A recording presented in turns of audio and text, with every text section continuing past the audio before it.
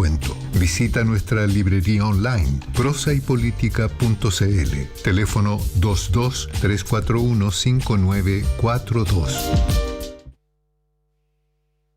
De compartir esta segunda parte de nuestro programa con la directora ejecutiva de Nodo 21, Pierina Ferretti. Querida Pierina, ¿cómo estás tú? Felipe, muchas gracias por la invitación. Estoy bien. Siempre pienso en ti, pienso en abogada, pero no eres abogada, eres socióloga. Gracias a Dios. Así socióloga. Socióloga, doctora en estudios latinoamericanos. Y ya decíamos, Nodo 21, directora ejecutiva de Nodo 21. Y que me había acostumbrado muchas veces a hablar de Nodo 21 con la Camila, que sí es abogada, la Camila me encanta. Pero bueno. Y desde la sociología, entonces, mi querida Pierina, ¿cómo pasó esta elección? Hemos estado la semana, por supuesto, viendo desde distintos prismas y todos coinciden más o menos, digamos, en lo que representa. Pero es muy interesante escuchar tu opinión respecto a cómo analizas este resultado, qué es lo que a ti te hace más fuerza de lo que dijo la gente que votó. Claro.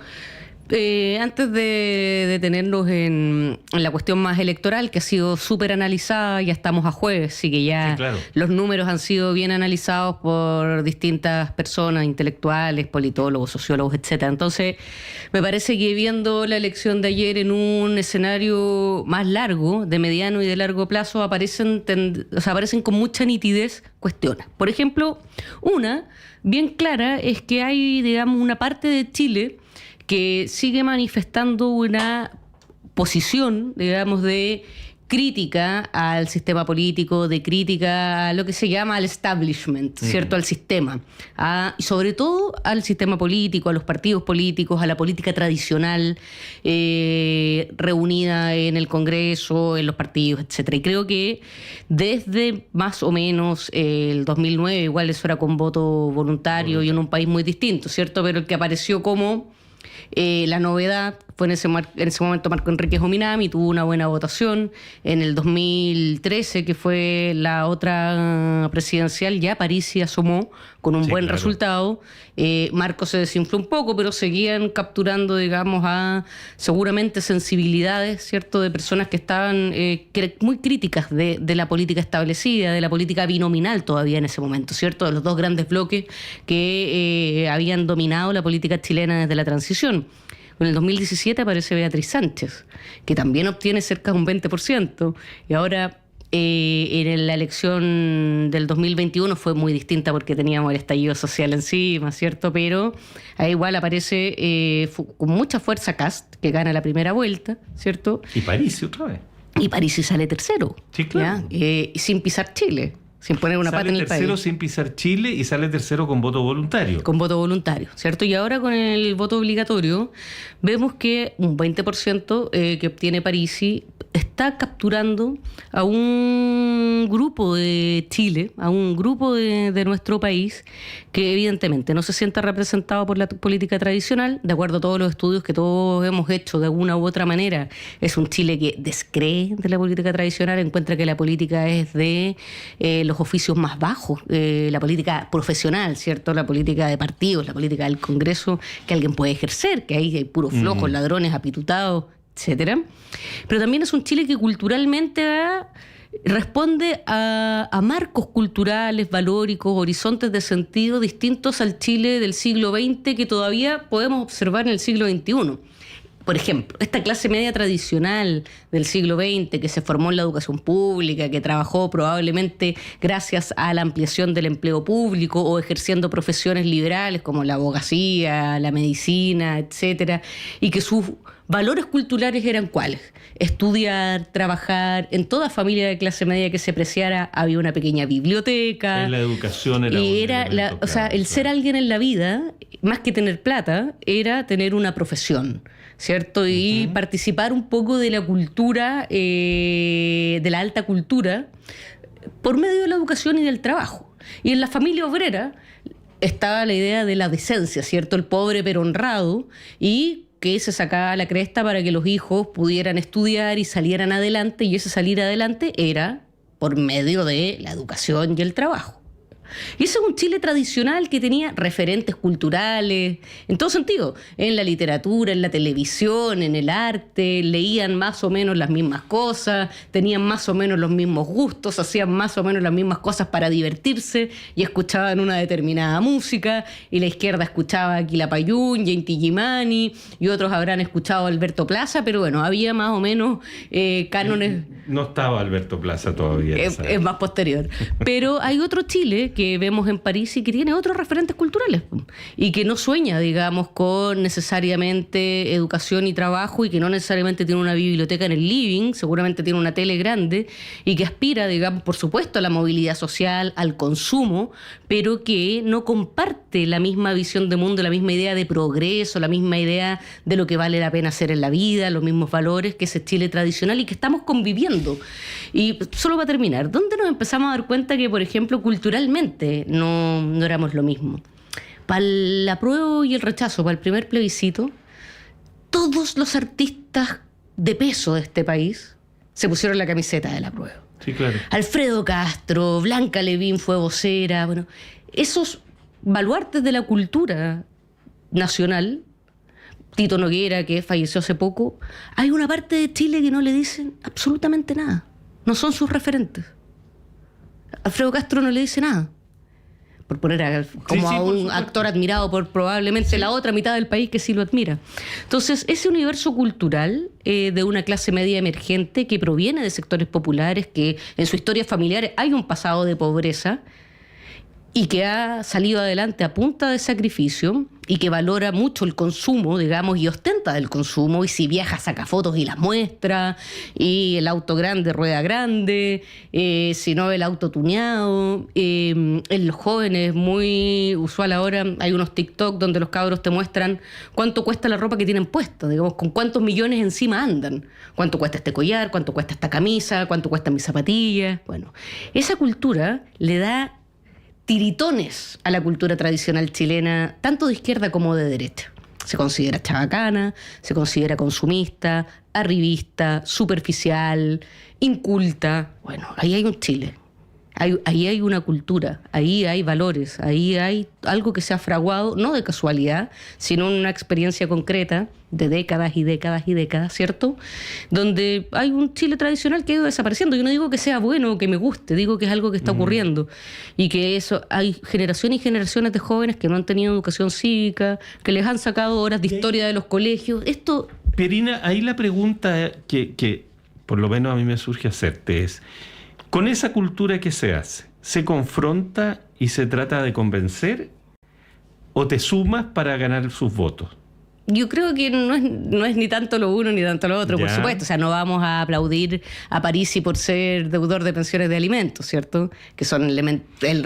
pero más que pensar en Parisi, claro, Parisi, sino que este mundo que tú has descrito con tanta pasión, incluso, precisión y pasión, que evidentemente está ahí, digamos, y que en una parte de él votó por Parisi, porque conectó con cosas muy prácticas, muy directas, que conecta con los enojos, en fin, que parecen tener ese... Pero hoy día uno ve, de alguna manera, que la pregunta que se deben hacer los candidatos, que se puede hacer Janet Jara en particular, es decir, ¿qué hago con esto? Sí. ¿Soy yo misma tratando de decirle, mire, confíen en lo que yo puedo proponer, o me empiezo a tratar de parecer a lo que a ustedes les gusta? No, yo creo que la pregunta es súper profunda, pero porque si hay un Chile que es popular, digamos, es preocupación de la izquierda. O sea, la izquierda no puede conformarse con ser una izquierda de boutique, ¿cierto? Claro. Para gente buena, deconstruida, muy crítica, muy leída, muy bien pensante, muy progresista. No, la izquierda tiene que ser la izquierda del pueblo realmente existente. Yo, para tratar de inspirarme en qué hacer, vuelvo siempre a nuestro viejo maestro Luis Emilio Recabarren, que le tocó trabajar entre puros curados y obreros del salitre que no eran precisamente lo más pulido posible, ¿cierto? Eran personas que trabajaban en condiciones muy brutas, muy embrutecidos por el trabajo, por el alcohol, por la dureza de sus condiciones de vida. Y lo que él trataba era, por una parte, tratar de organizarlos y de formar instituciones que no pueden ser las mismas mismas que ahora, pero de armar centros culturales, sindicatos, una filarmónica, una sociedad de socorros mutuos y un periódico, todo eso. ¿Qué debiéramos hacer nosotros? Yo creo que hay que recuperar lo que de la cultura popular chilena, sobre todo de estas clases medias emergentes o estas clases populares con aspiraciones a una mejor vida, recuperar el hilo de ahí que es interesante, el hilo antioligárquico. El hilo que, por una parte, mira con desprecio y con cierta distancia a los cuicos, digamos, a los hijitos de papá, claro, aquellos que... Este mundo uno lo podría entender como antioligárquico, cuando reconocen la meritocracia, que también es una palabra difícil de morder, pero que reconocen en esa cosa del que se hace a sí mismo y no el que hereda de... No el que nació, digamos, con la vida resuelta, exacto, ni el que va a ir a ser gerente de la empresa del papá. Eso parece... una mirada antioligárquica. Sí, eso pero desde otra parte. Bueno, porque así es la vida. Pero eso es algo que la izquierda debiera recoger para convencer, persuadir y acercarse diciendo, miren, aquí hay un sector de la política que se ha dedicado los 200 años que lleva a cargo de este país en clausurar sus privilegios. Casarse entre ellos, ir a los mismos colegios, y a punta de empuje la gente del pueblo ha podido ir entrando, ¿cierto? Entrando a la escuela, entrando a la universidad, estudiando, saliendo adelante, saliendo de un barrio, digamos, deprimido socioculturalmente, cambiándose de barrio, qué sé yo. Eso, para que esas oportunidades existan en este país, que se están agotando las posibilidades. Porque este país no tiene tanto trabajo para fuerza de trabajo calificada. Si seguimos siendo, digamos, una economía primaria exportadora con algunos sectores que se han como ido tecnologizando y complejizando más, pero la verdad que el 70% de las trabajadoras y los trabajadores en Chile trabaja en trabajos de poca complejidad. En el trabajo de servicios, pero servicios que no son de alta complejidad y por lo tanto son mal remunerados, son poco valorados, etcétera, etcétera. Bueno, para que todos podamos salir adelante se necesita un sector político que empuje un proyecto de desarrollo y que le dé oportunidades a todos. ¿Y por qué la izquierda habla tan poco de esto? ¿Tú crees que hablamos muy poco de esto? Esa es mi sensación, de que se ha de alguna manera plegado... Bueno, en el último tiempo electoral es inevitable, pero se ha plegado al discurso de la seguridad, que es un tema que hay que tener, por supuesto. No, eso de base, pero no es lo único. Pero no puede ser lo único. Por supuesto, y la gente lo sabe, si uno no solamente quiere llegar vivo a la casa, que por supuesto quiere llegar vivo. Y vivir mejor. Y que tu familia llegue viva, y que a tus cabros no les pase nada, y que puedan ir a comprar a la esquina, y van a comprar a la esquina, digamos, no que no haya peligros en el camino. Y por supuesto que eso sí. Pero todos sabemos que no es lo único. Todos vamos a ser viejos, todos vamos a tener que jubilar, todos nos podemos enfermar, todos queremos salir adelante, todos quienes tienen hijos querrán que sus hijos vivan mejor. Y me parece que Janet Jara y la izquierda tiene que hablar de eso y tiene que recoger las aspiraciones de los que quieren vivir mejor y los que encuentran un Chile que tiene techo, que te pone techo y que no te deja seguir, digamos. Y ese techo te lo ponen porque en realidad tenemos una economía muy básica y que no necesita calificar a sus trabajadores. Esto ha pasado en otros momentos también del Estado, pero ¿para qué vamos a poner enseñanza escolar obligatoria si para que saquen papas de la tierra no necesitáis que sepan leer y escribir? ¿Para qué necesitáis gente educada en un país? Bueno, necesitáis gente educada porque tienes un proyecto de país donde vaya a tener una economía mucho más compleja, de más tecnología, de mayor valor agregado, y para eso necesitas profesionales formados. Y Chile, bueno, empezó en una época a formar profesionales porque tenía un proyecto de desarrollo. Y necesitaba técnicos, y necesitaba ingenieros, y necesitaba médicos, y necesitaba profesionales para el proyecto. El problema es que ahora, ¿cuál es el proyecto? Esa es la pregunta. Ahora, estas discusiones también, evidentemente, son muy largas para una... Esto hay que convertirlo en campaña.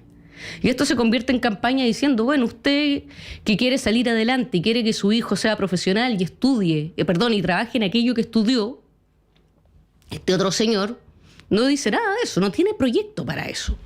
Claro, porque una campaña presidencial no se pierde en los 4 meses que dura la campaña, o no se gana en los 4 meses que dura la campaña. Se pierde o se gana en los proyectos que eres capaz de ofrecer. Y eso es de largo alcance y es de constancia y es de permanencia. Bueno, en eso Kast es un buen ejemplo. Sí, claro. Es un tipo que parte, digamos, saliéndose de la UDI porque ya ve que su proyecto propio no tiene ahí espacio, y el 2017 sacó un 7%, El 2021 un 27% y el tipo no se mueve, va ahí como caballo de carrera. No es para prenderle velas, pero yo creo que nosotros de alguna u otra manera también tenemos que hacer lo mismo. O sea, un proyecto no es algo que se resuelva en 4 meses, ¿cierto? Pero sí, yo estoy convencida de que las campañas políticas son grandes momentos de educación política, de pedagogía política. Son los momentos donde por unas semanas todo Chile va a estar hablando de la elección presidencial y donde Janet Jara le va a poder hablar a todo Chile y donde va a poder confrontar ante todo Chile a esa oligarquía capturadora de la riqueza, de las oportunidades que tienen sus colegios para ellos mismos, sus barrios para ellos mismos, sus universidades para ellos mismos, y que en ese Chile no cabemos todos, digamos, y que ella representa un Chile que quiere salir para adelante y que quiere que haya oportunidades como las que ella tuvo, como que las que Parisi tuvo, para todos, digamos, sin juzgar, y eso es lo que yo creo que la izquierda y la derecha también tienen, los que provienen de un mundo más tradicional, sin rotear, digamos, a ese otro Chile, claro, que tiene otra cultura. Facho pobre. Sin la idea del facho pobre, y la derecha también rotea. No, sí, por completamente. Supuesto. Pero yo creo que va por ahí, o sea, sin mimetizarse, si no vamos a tener a Janet Jara hablando como Parisi y actuando como Parisi, por supuesto que no. Pero ella sabe perfectamente cómo viven, digamos, las personas que votaron por Parisi, lo que aspiran, y valida que quieran ganar plata y tener buenos sueldos. ¿Quién que ha nacido? O sea, nadie quiere ser pobre. Y nadie que haya sido pobre después anda haciendo como monumentos de la pobreza, digamos, como para esa cuestión media culposa, media cristiana, de que la pobreza es buena porque sí. No.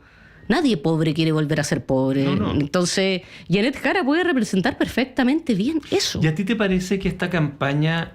no lo que queda, 2 semanas, un poco más de 2 semanas, que la campaña en general fue capaz de hacerse cargo de esa manera de los temas? A ver, yo creo que este énfasis va a venir ahora, ¿cierto? Porque ahora es la confrontación final.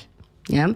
Quizá un poco tarde para darle énfasis. Puede ser. Bueno, yo creo que la campaña, primero, después de que Janet Jara gana la primera vuelta, hay un tiempo que se toma, digamos, la campaña y la propia candidata y los partidos en ponerse de acuerdo. ¿Ya? Uno puede decir se demoraron mucho, poco, pero era un paso necesario. O sea, Janet Jara, a pesar de que los partidos políticos no son todo, es súper importante que haya tenido el apoyo de los 9 partidos políticos o más que la apoyan, digamos. Uh-huh. Y se tomó un tiempo, digamos, en ordenar todas esas filas, con lo difícil que es alinear a todo el mundo, sentar a todo el mundo en la mesa, armar las listas parlamentarias. Y es verdad que eso tomó un tiempo, desgastó bastante las cosas y fue, como todas estas cuestiones, bien fregado, digamos, bien difícil de manejar.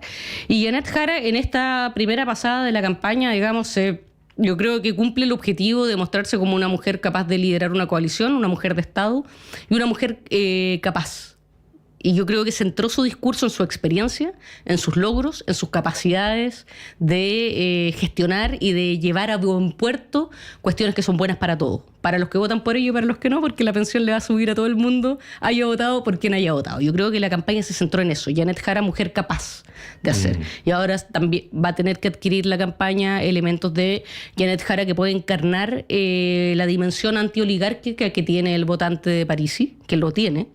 Yo creo que el votante de Parisi tiene una dimensión antioligárquica, pero de un antioligarquismo que no es de izquierda, digamos. Claro, que no es un antioligarquismo a partir de una percepción del mundo ideológica completa, claro. Sino que es de decir, a mí me ha costado todo. Y estos son unos apitutados. Claro, yo no soy apitutado, yo no tengo apellidos. Yo pelo el ajo y me cargan todos estos tipos y son todos iguales los que están ahí. Claro. Y hay de todo ahí, en esa oligarquía. Claro. Entonces yo creo que en eso Janet puede conectar bien y se la tiene que jugar en esa dirección. Y yo creo que tiene que recoger también de alguna manera cierta molestia, enojo, rechazo al gobierno, digamos. Yo creo que el votante Parisi, el votante Kaiser, es un votante en contra, más que a favor. Pero es una dominante en el último tiempo. Y ganan los en contra. Hace 20 años ganan los en contra, pero ahora tenemos voto obligatorio. Entonces te abre un Chile que también te va confirmando ciertas hipótesis, ciertas tendencias, que antes solo contabas con el 50% del electorado para ponerlas a prueba. Ahora que vota el 80 y tanto, ya puedes hablar con más propiedad de que estas tendencias más o menos se observan en la totalidad de la sociedad chilena. Creo que es un gran censo la elección ahora con voto obligatorio, porque te permite tener una mirada. Entonces yo creo que hay cosas que Janet puede agarrar de este votante, aunque ella haya sido ministra de Estado del gobierno de Gabriel Boric. Yo creo que ella puede agarrar algunas cuestiones que al mundo popular, votante Parisi, le deben haber indignado mucho, como por ejemplo este tope que se puso a las más de 50 transferencias bancarias, ¿cierto? Para todos los que tienen un chiringuito, que venden cosas en Mercado Libre y que con eso complementan ingresos, eso fue un golpe a su economía. Claro. ¿Y qué es lo que te dice esa gente? Yo conozco personas que esto les pegó. ¿Por qué nos van a apretar a los grandes? A los que tienen buffet de abogados para pagarle y evadir impuestos. ¿Por qué el Servicio de Impuestos Internos viene y nos aprieta a nosotros? ¿Y por qué la justicia es para algunos? Etcétera. Pero esto fue algo reciente y es algo que te pega en el bolsillo. Porque hay personas que tienen un trabajo formal y paralelamente tienen un chiringuito, venden algo, venden por Mercado Libre y con eso complementan ingresos. Claro. Y te van a decir, ¿qué tiene eso de malo? ¿Por qué me vienen? Voy a decirlo en castellano, porque me vienen a molestar a mí que estoy ganándome unos pesos extra para complementar mis ingresos, y no van a molestar a los otros. Claro, ya los grandes contribuyentes le hacen negociaciones especiales para entonces, claro, yo creo que eso debiera ser la izquierda. La izquierda debiera estar con esas personas que están complementando sus ingresos y defendiendo sus intereses. Pirina, antes de irnos, porque ya el tiempo se nos va rápido, pero en la parlamentaria, ¿cómo la ves tú? Porque yo miro aquí tengo los números de que en la de diputados, que es la única que es total. Al Frente Amplio no le fue mal, ¿no? Finalmente subió un senador, ahora tiene 2, antes tenía 1 solamente, y perdió 3 diputados. Sí. Tiene 17, pero una bancada sólida. Es la más grande del sector, digamos, de la centroizquierda. Sí. Luego, pensemos en el sector nada más para alcanzar. Pierden 3, después tenemos el Partido Socialista pierde 1, el Partido Comunista queda igual, el PPD gana 2 diputados respecto a lo que tenía, la Democracia Cristiana queda exactamente igual, los liberales ganan 2, Federación Regionalista Verde pierde 4, le va pésimo y pierde la existencia como partido, los radicales pierden 4 y pierden la existencia como partido. Acción Humanista pierde 1 y pierde la existencia como partido. En definitiva, pero no es la debacle de los partidos. Esto es lo raro, la debacle no está en los partidos más tradicionales y no es de ahí de donde se nutre particularmente el Partido de la Gente para conseguir sus 14 parlamentarios. O sea, yo creo que el Partido de la Gente le sacó, en la parlamentaria, le sacó gente a la derecha, le sacó gente a Kaiser. No, el Partido de la Gente ahí le quitó una tajadita a cada sector, yo creo. Yo del resultado de la parlamentaria, creo efectivamente, yo valoro que al Frente Amplio le ha ido bien. Siempre vienen los augurios de que al Frente Amplio le va a ir mal, y ahora sí que sí, el Frente Amplio va a desaparecer y va a demostrar que fue un momento, digamos, un grupo episódico en la historia nacional. Y después de la primaria que se perdió, creo que este resultado muestra una solidez, ¿ya?, que se ha ido consolidando, y creo que la otra gran reflexión que hay que sacar, pero bueno, por supuesto, ya lo dijimos y lo repetimos, que evidentemente la lista paralela no hizo más que daño. Digamos que evidentemente hay que hacer los cálculos, y es muy complicado hacerlos porque nuestro sistema electoral es complicado, complejo, pero sí. Si se hubiera logrado una lista unitaria, evidentemente habría habido un resultado más favorable, y eso la verdad que es súper lamentable. Ya no hay como más que decir, o sea, no. Está más claro que el agua. Bueno, y los 2 partidos que formaron esa lista perdieron su condición de partido, se tienen que disolver. O sea, lo que te demuestra que son más proyectos personales de poder salvar tu escaño en el Congreso. Sí, hay un dato más que no lo vamos a alcanzar a conversar ahora, pero para una próxima conversación va a quedar. Y vamos a ver cuántos votos saca y qué pasa con Janet Jara en la segunda vuelta, porque en esta primera vuelta sacó menos votos que sus listas. Claro, esas votos son alrededor de 500.000 votos, y ahí, bueno, todos los electos van a tener que ir a poner las patitas en la calle a trabajar por la candidatura. ¿Ah? ¿Y lo irán a hacer? A ver, me lo preguntas a mí, que soy una persona que evidentemente... No, que lo va a dar, no, en el sentido de que para mí es evidente que lo tienen que hacer. Sí, porque lo tienen que hacer es una cosa y claro, que lo hagan... Yo espero que sí, pues. Obviamente que le tomen el peso histórico. Yo creo que hay una cierta conciencia de que quien nos está respirando en la nuca no es precisamente el viejo Pascuero. Entonces, que hay que tomarse muy en serio la elección. Pierina Ferretti, como siempre, un gusto compartir contigo. Gracias, Felipe, por la invitación. No, al contrario. Socióloga, doctora en estudios latinoamericanos, directora ejecutiva de la Fundación Nodo 21. Un gusto, y ya seguiremos conversando. Seguiremos, tenemos para rato. Y después de la segunda vuelta. Y después también. De todas maneras. Sí. Te quiero invitar a que te quedes con nosotros, vamos a la sala máster y sigamos en sintonía, porque tenemos a Andrés Patán, quien nos... Qué buen nombre. Lindo nombre. Quien nos presenta en vivo su álbum Poco Humanos. No los perdamos, porque es muy entretenido y muy interesante esta propuesta. Ya. Y nos vamos. Hasta la próxima. Hasta la próxima. Tania González y Fernando Sepúlveda han estado en la producción periodística, Ricardo Ramírez y Ariel Acevedo en la puesta al aire. Muchas gracias por su compañía. Hasta mañana.